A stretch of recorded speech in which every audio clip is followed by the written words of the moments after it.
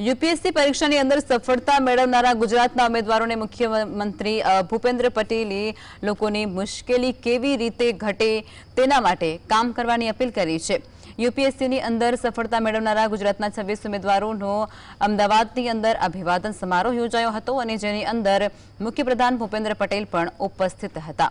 જેમાં અભિવાદન કાર્યક્રમની અંદર મુખ્યપ્રધાન ભૂપેન્દ્ર પટેલે કહ્યું કે બે એક સરખા કામ હોય અને અધિકારી જુદા જુદા હોય છે।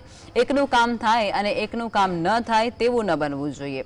તમારી સમજદારી લોકોને કેવી રીતે ઉપયોગી થાય તે કામ કરવાનું છે અને તે માટે ટેકનોલોજીનો વધુ ઉપયોગ કરવામાં આવે અને તેવી પણ મુખ્યમંત્રી દ્વારા અપીલ કરાઈ છે। ભૂપેન્દ્ર પટેલે વધુમાં કહ્યું કે રાષ્ટ્ર માટે સૌથી વધુ કામ કરવાનો મોકો તમને બધાને મળવાનો છે। આપણે જનતા માટે બેઠા છીએ અને તેમને મુશ્કેલી ન પડે તેના માટે કામ કરશું તો કરિયરની સફળતા તેમાં છુપાયેલી છે।